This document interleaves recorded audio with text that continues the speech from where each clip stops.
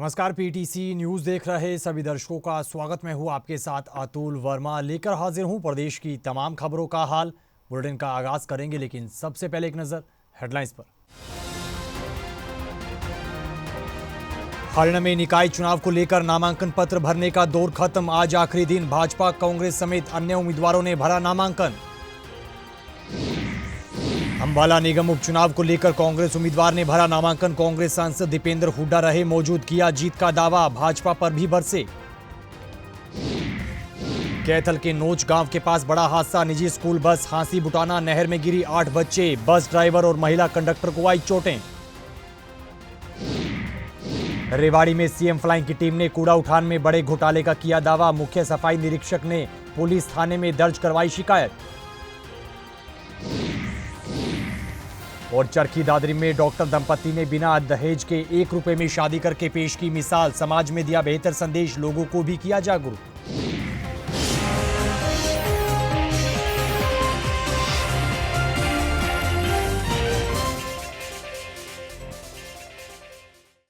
तो चलिए बुलेटिन का आगाज करेंगे अहम खबर के साथ। हरियाणा में निकाय चुनाव को लेकर दंगल सज चुका है। चुनाव को लेकर नामांकन पत्र भरने का आज आखिरी दिन था और भाजपा, कांग्रेस समेत तमाम उम्मीदवारों में नामांकन पत्र भरने की होड़ देखने को मिली। खास रिपोर्ट देखिएगा। हरियाणा में निकाय चुनाव के लिए नामांकन का दौर खत्म। सभी दलों के उम्मीदवारों ने भरा नामांकन, किया जीत का दावा।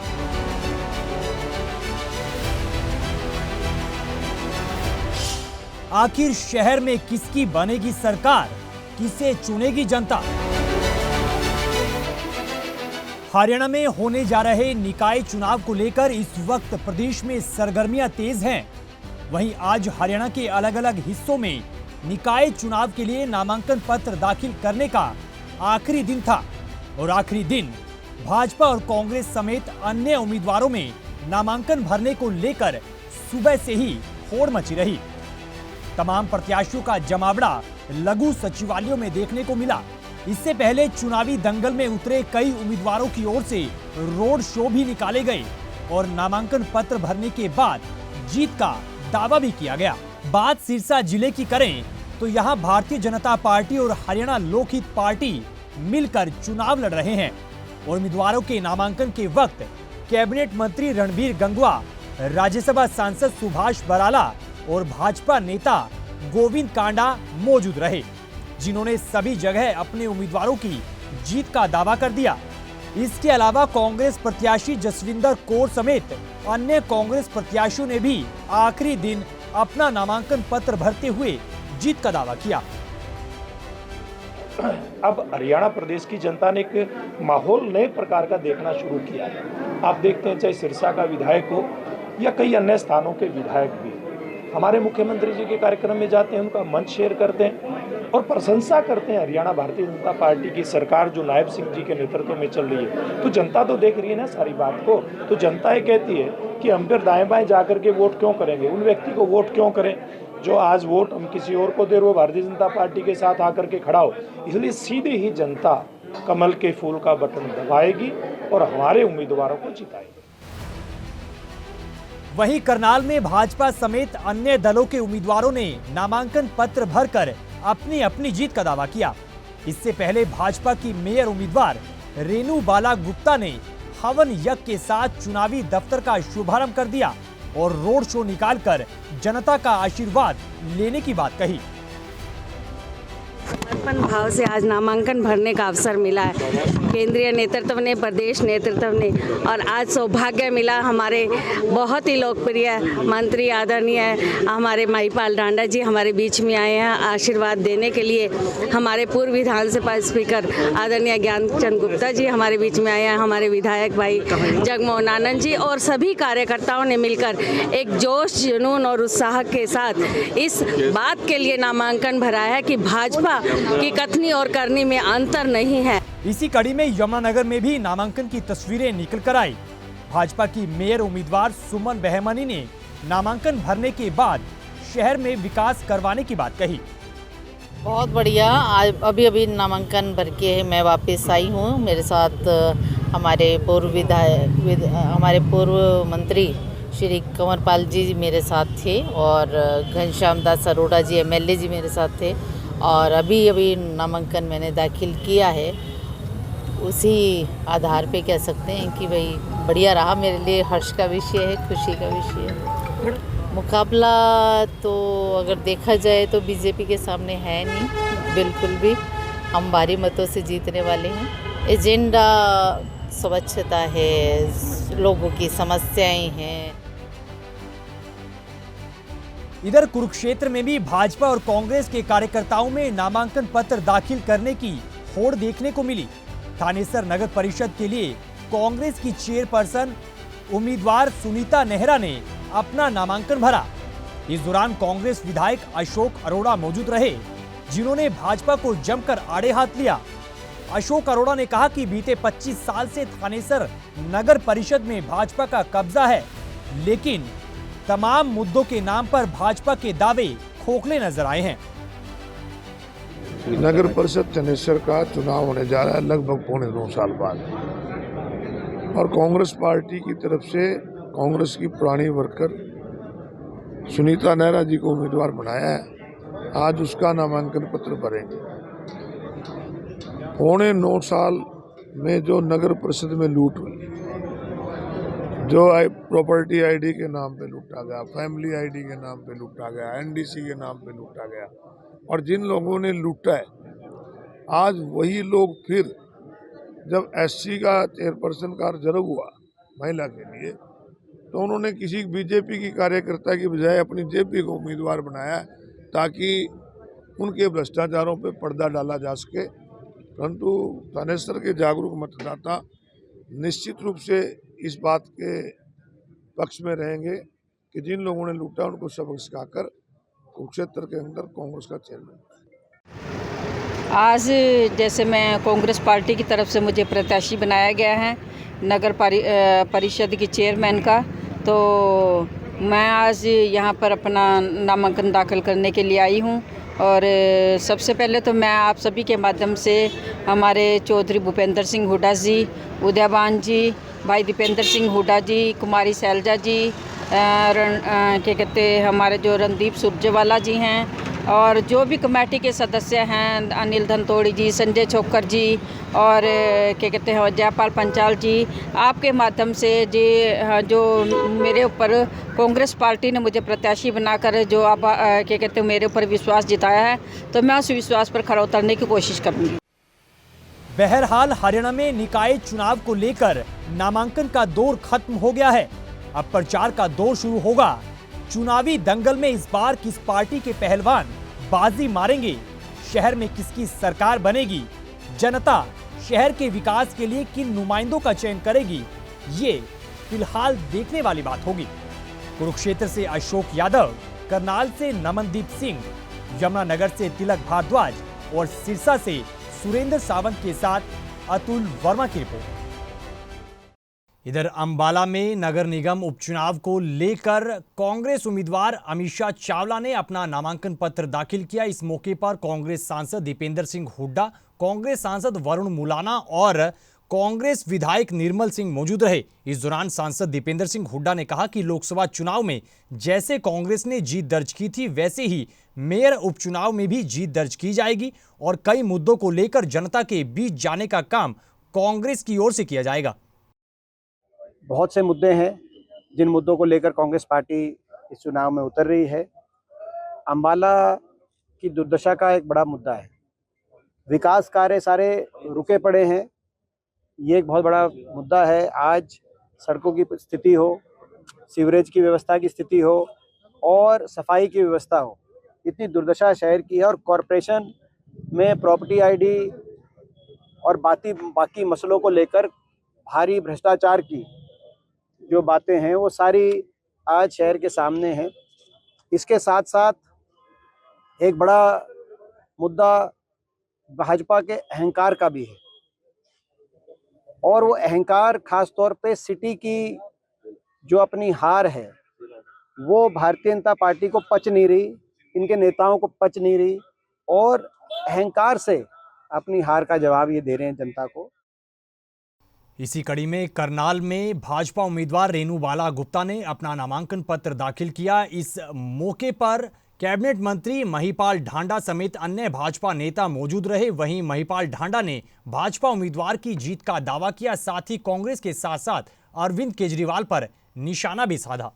कोई सवारी नहीं करना चाहता और नतीजा ये निकला कि नामांकन में भी 4 लोग उनके साथ ऊपर जाने वाले भी नहीं मिले और इल्ज़ाम ये लगा दिया कि प्रशासन का दुरुपयोग हो रहा है और हमारे लोगों को भी नामांकन के वक्त ऊपर नहीं आने दिया।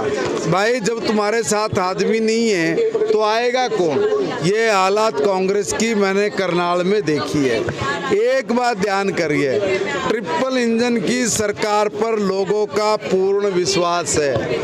आदरणीय नरेंद्र मोदी जी का जलवा, उनकी कही गई बात स्वयं में एक गारंटी बन के काम करती है और करनाल के विकास में कोई कसर नहीं रखी जाएगी और बड़े मैंडेट के साथ भारतीय जनता पार्टी अपने 20 के 20 वार्डों के साथ मेयर का चुनाव जीतने जा रही है। हमारे लोकप्रिय विधायक की लोकप्रियता आज मैंने सड़कों पे देखने को मिली है। हर दुकानदार, हर आदमी जो बाइक से, रिक्शा से चलता आया हुआ था, उससे पता लग जाता है कि आपके नेताओं का वजूद क्या है।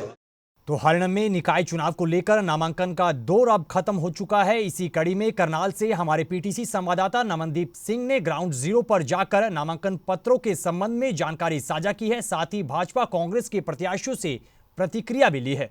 नॉमिनेशन के आखिरी दिन जो है आज अलग अलग पार्टी के जो नेता है नॉमिनेशन करने पहुंचे हैं। बीजेपी की जो मेयर पद की उम्मीदवार है रेणु बाला गुप्ता और कांग्रेस के मेयर पद के उम्मीदवार मनोज वधवा, तमाम जो है पार्षद उम्मीदवार है वो अपना नॉमिनेशन करने पहुंचे हैं। आप तस्वीरें देख सकते हैं करनाल की सेक्टर 12 की नॉमिनेशन जहां पर हो रहा है, वहां की बाहर की तस्वीरें हैं और तस्वीरें आप देख सकते हैं करनाल की जहां पर शिक्षा मंत्री हैं महिपाल ढांडा और साथ में पूर्व विधानसभा स्पीकर ज्ञानचंद गुप्ता जो है वो पहुंचे हैं।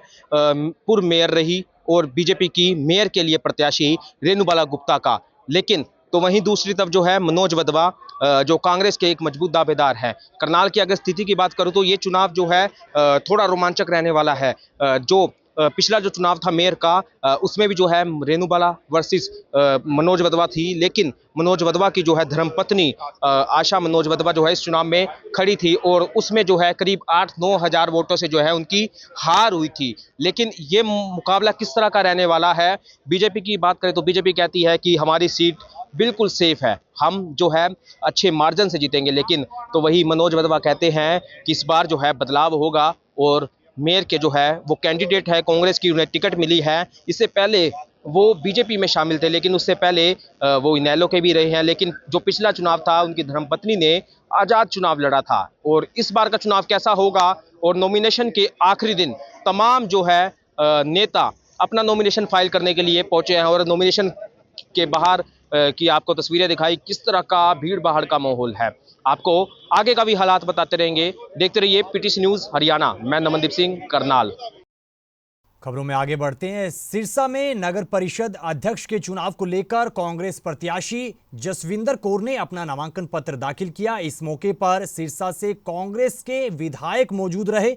वहीं उन्होंने नगर परिषद पर भ्रष्टाचार के कई आरोप लगाए। कांग्रेस विधायक गोकुल सेतिया ने कहा कि सिरसा नगर परिषद में भ्रष्टाचार जमकर चल रहा है, लेकिन इस चुनाव में जीत के बाद नगर परिषद में भ्रष्टाचार को खत्म किया जाएगा, साथ ही शहर के विकास को लेकर काम भी किए जाएंगे। सभी गलियां मैंने मॉनिटरिंग की हैं और सभी पार्कों का जायजा मैंने लिया है। उसके साथ साथ सफाई कर्मचारी आपने देखा कि किस प्रकार से कुछ अफसरों और लीडरों के घरों के अंदर लगाए गए थे, जिस करके सफाई व्यवस्था पूरी शहर की चरमरा गई थी।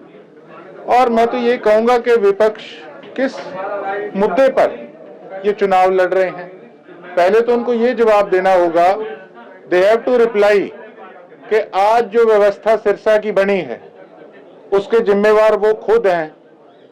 सेंटर के अंदर उनकी सरकार, स्टेट के अंदर उनकी सरकार, नगर परिषद तक उनकी थी। क्या वो जवाब देंगे कि इतना बुरा हाल, इतनी बदहाली हमारे इलाके की, हमारे धार्मिक नगरी की किस कारण से थी? कभी उन लोगों ने आकर धरातल पे कभी चेक किया कि जो काम हो रहा है उसके अंदर गलत माल किस प्रकार से लग रहा है, इतने माइनस में ठेके किस प्रकार से जा रहे हैं, सफाई व्यवस्था ठीक नहीं है। तो ये जो चीजें हैं, माल कई नेता और कुछ भ्रष्ट अधिकारी मिलके डकार गए, जिसके कारण आज हमारा इलाका, हमारा शहर की जो व्यवस्था है, मैं ये समझूंगा वेंटिलेटर पे है। उसको ठीक अगर करना है तो 100 दिन का कार्यकाल, ट्रेलर आपने देखा, आशीर्वाद 2 पिक्चर ऐसी दिखाऊंगा, नजारा आ जाएगा। कैथल के नोच गांव के पास बड़ा हादसा हुआ है। यहां पर एक स्कूली बस हांसी बुटाना लिंक नहर में जा गिरी और इस हादसे में 8 स्कूली बच्चे, बस ड्राइवर और महिला कंडक्टर को चोट आई है, जिन्हें कैथल के एक निजी अस्पताल में भर्ती करवाया गया है। इधर शुरुआती जांच में यह सामने आया है कि बस के स्टीयरिंग में खराबी आने के कारण बस का संतुलन बिगड़ गया और बस अचानक से नहर में जा गिरी। बताया जा रहा है कि पिहोवा के एक स्कूल की ये बस गांवों के बच्चों को लेकर स्कूल जा रही थी, लेकिन इसी बीच नोच गांव के पास ये हादसा हो गया। फिलहाल घायल लोगों को कैथल के निजी अस्पताल ले जाया गया है, जहां उनका इलाज चल रहा है। सर, मैं अपने घर से निकला स्कूल के लिए, गुमथड़ागढ़ स्कूल है हमारा, वहाँ रास्ते में एक रास्ता ख़राब है थोड़ा, उसकी दिक्कत है। नहर की कच्ची पटड़ी है, उसकी दिक्कत है गाड़ी की ना, टाई राड निकलने के कारण तो गाड़ी आउट ऑफ कंट्रोल होगी। आउट ऑफ कंट्रोल होने के बाद स्टीयरिंग फ्री हो गया। स्टीयरिंग फ्री होने के बाद फिर गाड़ी खाई में जा गिरी। कम से कम 8 बच्चे हैं जिनको छोटी मोटी चोटें आई हैं, बचाव हो गया है। तो सर इस करके ये दिक्कत आई है।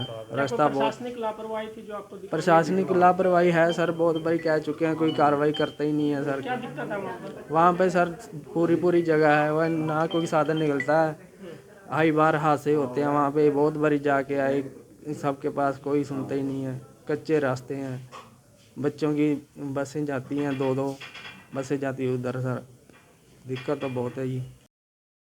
अगली खबर रेवाड़ी से है। रेवाड़ी में सीएम फ्लाइंग की टीम ने शहर में कूड़ा उठान में बड़े घोटाले का पर्दाफाश किया है। बड़ा दावा उन्होंने किया है। जानकारी के मुताबिक आरोप है कि आपसी सांठगांठ कर धर्म काटा संचालक और डंपर चालकों ने कागजों में कचरा ढोने का काम किया, जबकि फर्जी पर्चियां काटकर मुनाफा हड़पा।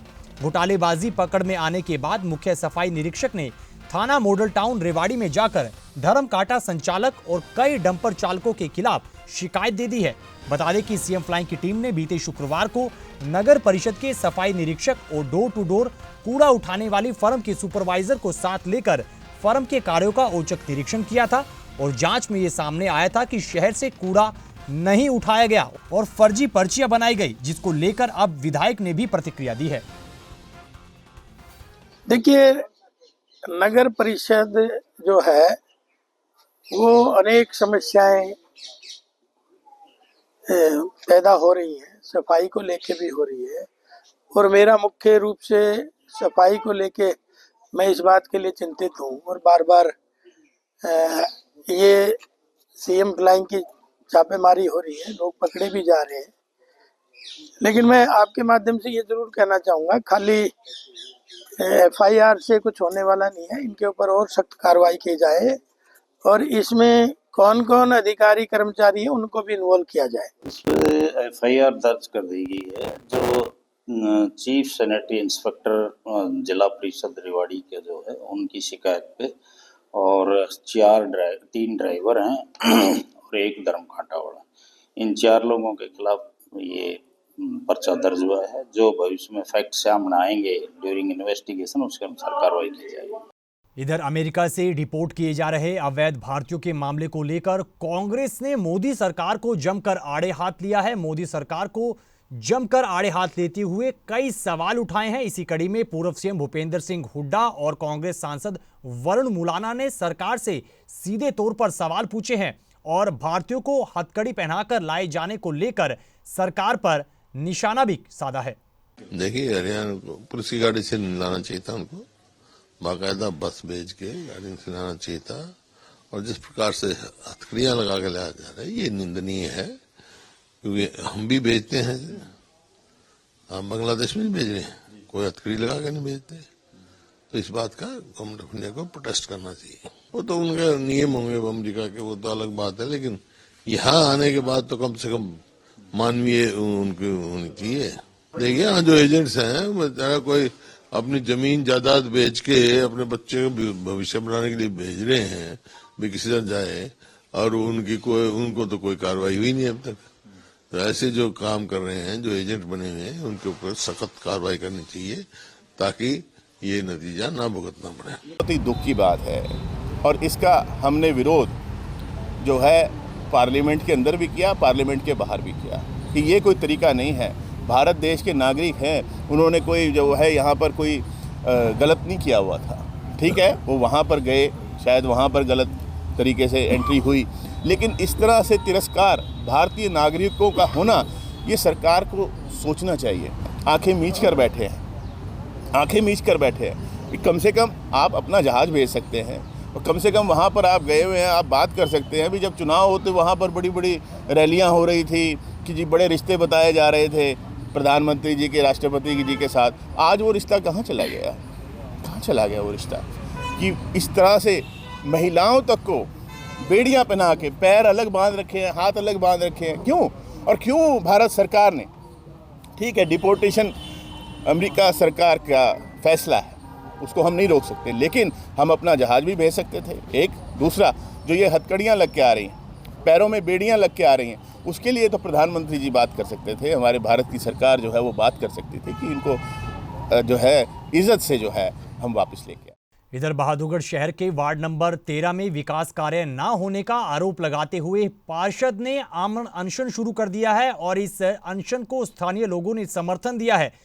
स्थानीय लोगों ने प्रदर्शन को समर्थन देने के बाद पार्षद से मांग की है कि शहर का विकास करवाया जाए। इधर पार्षद का आरोप है कि पिछले 1 साल से बहादुरगढ़ नगर परिषद में पार्षदों की कोई बैठक नहीं बुलाई गई और राजनीतिक द्वेष के चलते वार्ड नंबर 13 में कोई विकास कार्य नहीं होने दिया गया है, जो कि सरासर गलत है। हाँ, कतई जान है जब तक धरना जारी रहेगा, जब तक हमारी मांगे पूरी नहीं होंगी जब तक धरना जारी रहेगा। मांग गलियां टेंडर नहीं लग रहे, हमारे वार्ड में 13 में बहुत भेदभाव किया जा रहा है चेयरपर्सन के द्वारा, और ये जब तक टेंडर नहीं लगेंगे इतने हम बैठे रहेंगे। बातचीत को करेगा जब करांगे हमने कई विज्ञापन सौंप लिए कमेटी में चेयरपर्सन को, लेकिन कोई सुनाई नहीं, आश्वासन देकर वापिस भेज देते हैं। देखिए ये जो हमने आमरण अनशन का जो निर्णय लिया है बड़ा सोच समझकर अपने समाज के साथ लिया है। जब तक मेरे वार्ड में और बहादुरगढ़ के जिन जिन वार्डों में आज तक इन्होंने निर्माण कार्य विकास कार्य के टेंडर नहीं लगाए हैं, जब तक ये टेंडर नहीं लगाएंगे हमारा ये आमरण अनशन जारी रहेगा। दूसरा मीटिंग का भी इशू है, 1 साल से मीटिंग नहीं हुई है। स्ट्रीट लाइटों का एक बड़ा घोटाला बंदर बाट चल रही है, तो बहुत सारी चीजें हैं, नगर परिषद का बुरा हाल है। तो एक इनको लाइन में आना पड़ेगा, अच्छे से काम करने पड़ेंगे ताकि हमारे बहादुरगढ़ शहर का विकास हो सके। चरखी दादरी के एक डॉक्टर दंपति ने बिना दहेज के 1 रुपए में शादी करके समाज में एक मिसाल पेश की है। जानकारी के मुताबिक दादरी निवासी कृषि विभाग के रिटायर्ड एसडीओ की पहल पर उनके न्यूरोलॉजिस्ट बेटे ने भिवानी जिला निवासी से बिना दहेज की शादी करके समाज में संदेश दिया है, जिसको लेकर उनके परिवार और आसपास के लोगों ने इस फैसले की सराहना की है। इस दौरान रिटायर्ड एसडीओ और उनके बेटे ने कहा कि समाज में आज भी दहेज की रीत चली आ रही है, जो कि सही नहीं है। लोगों को इसके लिए और जागरूक होने की जरूरत है। तो इन तस्वीरों के साथ फिलहाल इस बुलेटिन में इतना ही, लेकिन पीटीसी न्यूज पर खबरों का सिलसिला बदस्तूर जारी है। आप बने रहिए पीटीसी न्यूज के साथ। फिलहाल के लिए दीजिए इजाजत। नमस्कार।